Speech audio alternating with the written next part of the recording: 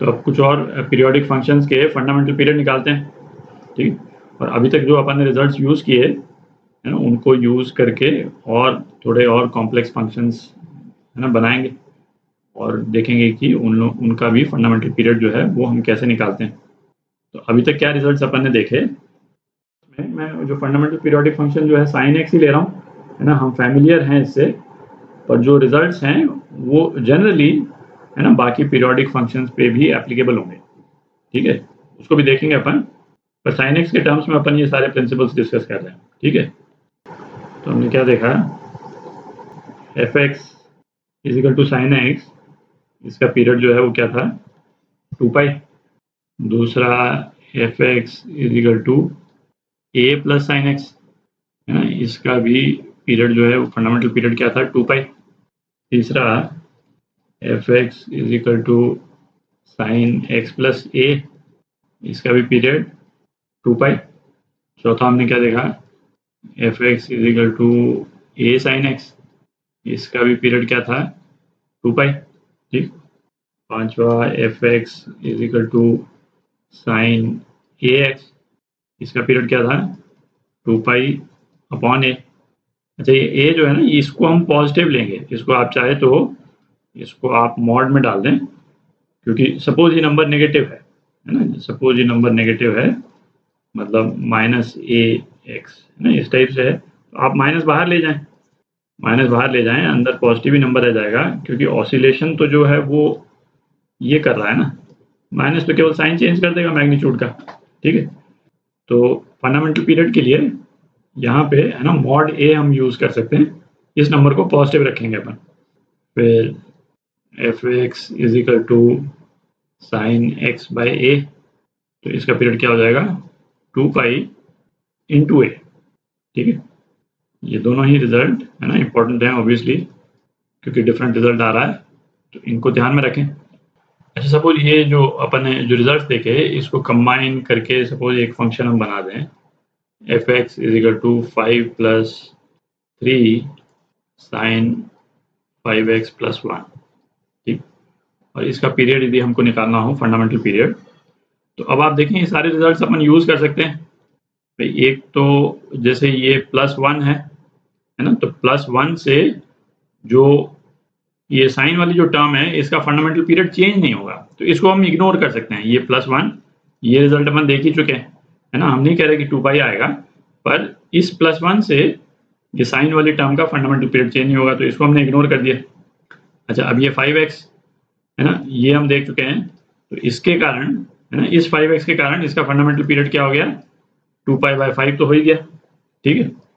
अब हमको ये चेक करना है कि जो बाकी जो टर्म्स इसमें लगे हुए हैं, कि बाकी जो टर्म्स जो इसमें लिखे हुए हैं उससे ये फंडामेंटल पीरियड चेंज तो नहीं हो रहा है ना, इस 5x के कारण 2 पाई/5 तो हो ही गया, ठीक। अच्छा, अब ये वाली टर्म 3 है ना, ये हमको मालूम है कि इसके कारण पीरियड जो है वो चेंज नहीं होता है ना, ये साइन एक्स से इसका साइन एक्स का फंडामेंटल पीरियड नहीं चेंज हुआ, इसको भी इग्नोर कर सकते हैं। और फिर ये वाली टर्म है ना, ये वाली टर्म भी हम देख चुके हैं, इससे भी फंडामेंटल पीरियड जो है वो चेंज नहीं होता है ना, इस केस में जैसे 2 पाई का 2 पाई था।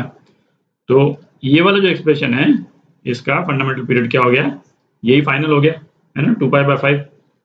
अच्छा, अब ऐसा करते हैं कि यदि हम दो अलग अलग तरह के फंक्शंस को कंबाइन करें, है ना, दो पीरियोडिक फंक्शंस को कंबाइन करते हैं, तो जो रिजल्टेंट होता है उसका फंडामेंटल पीरियड जो है वो कैसे हम निकालते हैं उसको देखते हैं।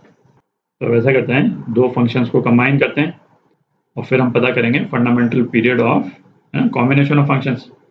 तो फंक्शन एच एक्स ले लेते हैं, जो क्या है एफ एक्स प्लस जी एक्स का सम है।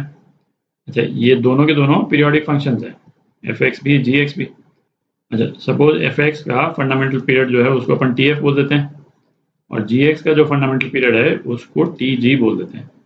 तो जो एच का जो फंडामेंटल पीरियड होगा वो क्या होगा, टी एच, वो होगा LCM of T F and T G, ठीक है।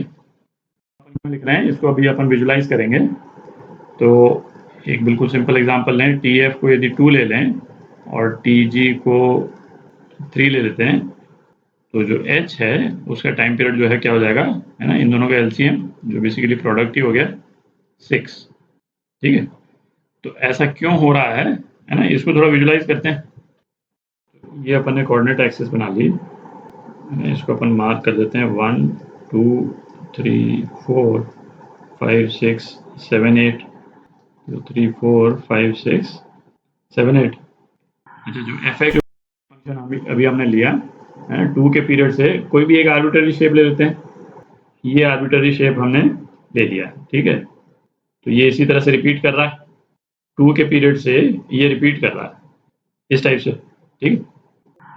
टीजी का पीरियड क्या है, 3 है, ठीक। तो इसका भी कोई एक आर्बिट्ररी शेप ले लेते हैं।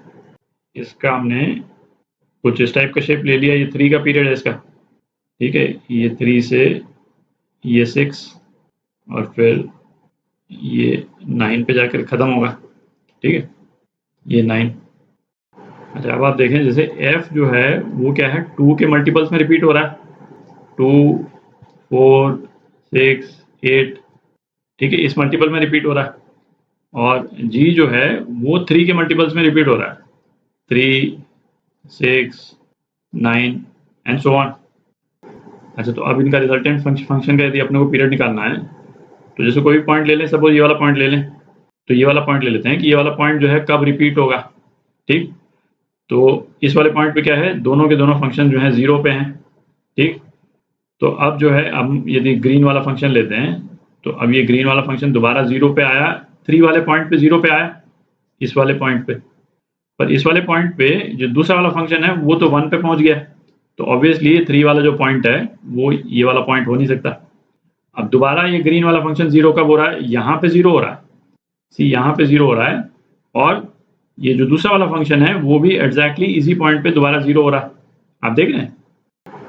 तो जो रिजल्टेंट फंक्शन जो होगा उसका फंडामेंटल पीरियड क्या हो जाएगा, ये हो जाएगा फंडामेंटल पीरियड, है ना। जब हमने तो कोई एक आर्बिट्रेरी पॉइंट लिया, हम आप कोई भी आर्बिट्रेरी पॉइंट ले लें दूसरा, ठीक है, सेम रिजल्ट आएगा।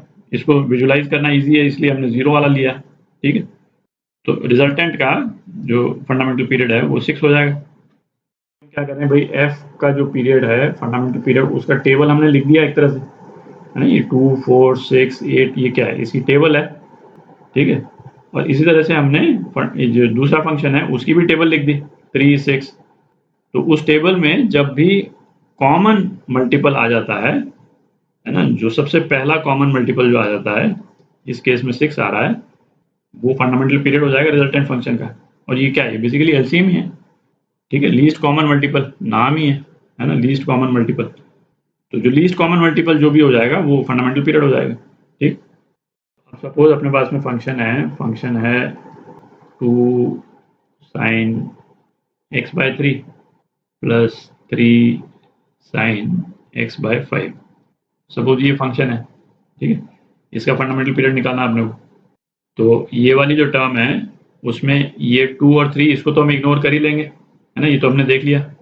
जो पोर्शन जो वेरी कर रहा है वो यही वाला पोर्शन है, तो इसका फंडामेंटल पीरियड क्या हो जाएगा, 2 पाई इंटू 3, और इसका क्या हो जाएगा 2 पाई इंटू 5, है ना, ये तो अपन देख ही चुके हैं। ये क्या है 6 पाई और ये है 10 पाई, ठीक। निकालने के लिए, है ना, इसका एलसीएम ले लें हम, 3 और 5, तो ये कितना हो गया 2 into 3 into 5 30। Fundamental period F x का ये क्या हो गया 30 पाई हो गया, ठीक है। आप इसको टेबल बना के देखना चाहें तो वैसे भी देख सकते हैं।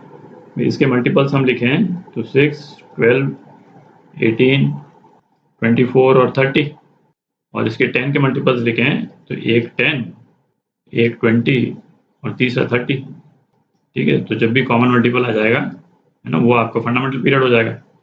पर ऑब्वियसली, है ना, एलसीएम निकालना बेटर है, क्योंकि इसमें यदि मैं एक टर्म और ऐड कर दूं, ठीक है, एक टर्म और ऐड कर दूं और थोड़ी सी और कॉम्प्लेक्स टर्म ऐड कर दूं, है ना, जैसे हम लिख दें भाई 6 sin x/12 लिख दिया, ठीक है। तो इस तरह से एलसीएम निकालें आप, उसको टेबल बना के ना करें। एक इंटरेस्टिंग एस्पेक्ट देखते हैं, दो पीरियोडिक फंक्शन को हम ऐड करें तो उनका जो रिजल्टेंट का फंडामेंटल पीरियड निकालना तो हमने देख लिया। तो दो पीरियोडिक फंक्शन को ऐड करेंगे तो कोई ज़रूरी नहीं है कि रिजल्टेंट फंक्शन जो है वो पीरियोडिक फंक्शन ही होगा, ठीक है। तो उसका एग्जांपल देखते हैं। तो सपोज एक फंक्शन हम ले लें F X is equal to sine X plus sine X by √2, ये फंक्शन ले लिया अपन। तो पहला तो ये कि ये वाला फंक्शन भी पीरियोडिक फंक्शन है, ठीक है। ये जो वैल्यू जो एक्स के साथ में हम लगाते हैं, तो ये कोई भी रियल नंबर हो सकता है ना, जरूरी नहीं है कि इंटीजर ही हो, कोई भी रियल नंबर हो सकता है। तो इसका पीरियड जो है वो क्या हो जाएगा 2√2 पाई, और इसका तो हमको मालूम ही है 2 पाई। तो अब आप देखें, है ना, ये एक नंबर तो रैशनल है और दूसरा नंबर ये वाला नंबर क्या है, ये इरैशनल नंबर है। तो है ना, अब 2 की टेबल में आप उसको कितनी बार भी लिखेंगे, है ना, ये सारे नंबर्स क्या आ रहे हैं, ये सारे नंबर तो रैशनल नंबर्स हैं, ठीक है। तो ये कभी भी इरैशनल नंबर की टेबल पे कॉमन मल्टीपल तो मिलेगा ही नहीं।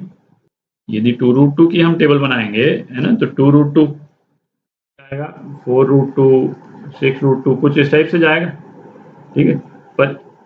पर इस वाली टेबल के नंबर्स इस वाली टेबल के नंबर से तो कभी मैच करेंगे ही नहीं, ठीक है। कोई भी दो नंबर कॉमन नहीं हो पाएंगे। तो नेट रिजल्ट क्या हो गया कि ऑल्दो ये दोनों के दोनों फंक्शन जो है पीरियोडिक हैं, पर इनका जो नेट रिजल्टेंट है ये पीरियोडिक नहीं है ना। F X is not periodic, ठीक है।